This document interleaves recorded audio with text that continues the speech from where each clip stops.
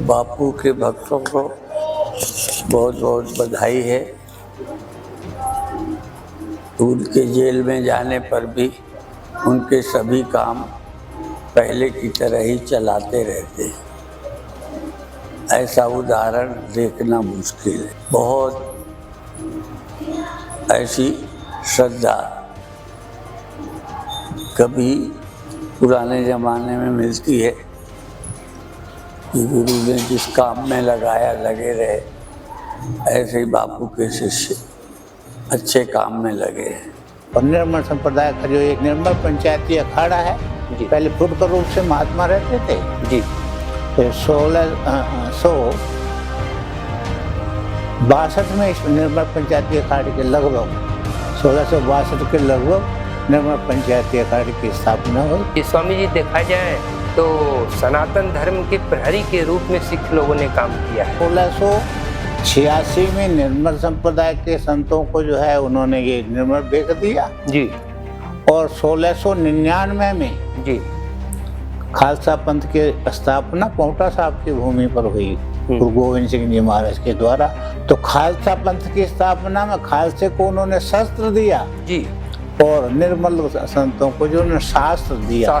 ये शास्त्र और शास्त्र का ये समन्वय है जी। स्वामी जी, देखा जाए तो वर्तमान में जो है अपने जो सिख लोग हैं बहुत ज़्यादा पंजाब साइड में हम देखते हैं तो ईसाई बन गए हैं और इस तरीके से वहाँ पर भी धर्मांतरण चल रहा है। पूज्य संत आसाराम जी बापू जी के बारे में आप जानते होंगे, उन्होंने भी धर्मांतरण को लेकर के काफ़ी काम किया।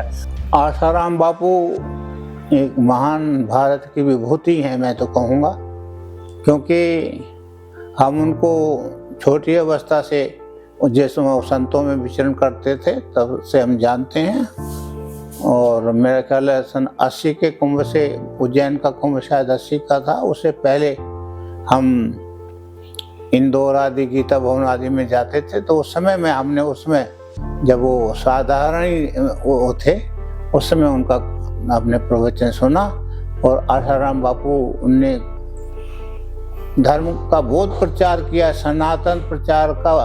सनातन धर्म का बहुत प्रचार किया और सनातन की रक्षा के लिए अनेक विद्यालय विश्वविद्यालयों तक के लिए जो उन्होंने योगदान किया। और उन्होंने ऐसे स्थानों पर जहाँ पर जिस क्षेत्रों में ईसाइयत का प्रचार हो रहा था, उनके जो है वो मिशनरियाँ उनकी बनाई जा रही थी, वहाँ पर जाकर सनातन धर्म का प्रचार किया। बच्चों को अनेक प्रकार से निःशुल्क विद्या प्रदान करके निःशुल्क जो है अपना विद्यालयों और निःशुल्क यूनिवर्सिटियों को स्थापित करके उन्होंने प्रचार प्रसार किया। इसलिए उनसे दुखी होकर के कि ये तो सनातन धर्म का प्रचार प्रसार कर रहे हैं, इनको जो है जेल में भेजा जाए, ये ऐसे षड्यंत्रों के द्वारा उनको ये बनाया गया। और अनेक प्रकार से इस वृद्धावस्था में भी उनको यातना दी जा रही हैं। हम चाहते हैं वो शीघ्र बाहर आकर के सनातन धर्म की रक्षा के लिए जिस प्रकार से उन्होंने अपने उस समय प्रचार प्रसार किया, अब वो बैठ करके ही इस अवस्था में भी, क्योंकि संत जहाँ बैठता है वो स्थान पवित्र हो जाता है और जहाँ वो घूमता है, जहाँ जाता है वहाँ पर जो सनातन धर्म का प्रचार करते हुए जाता है।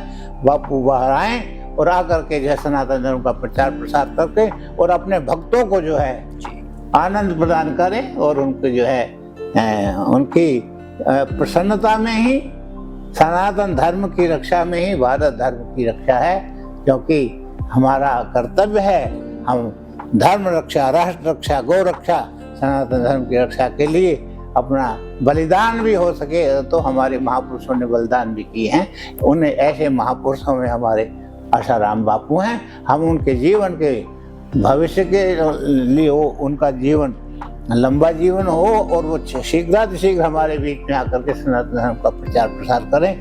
आसाराम बापू जी का इस विषय पे सुनकर जो है हमें जितना हर्षित हुआ था उतना ही जो है फिर उनका वापस जाने के बारे में जो है संत समाज से एक आदमी का बिछड़ने के बारे में बड़े अफसोस वाली बात है। हम अपनी ओर से और हमारी भक्तगणों की ओर से यही भगवान से प्रार्थना करते हैं आसाराम बापू जी फिर हम लोगों के साथ में आके जुड़े और इस सनातन संस्था का धर्म का प्रचार प्रसार को और आगे बढ़ाएं।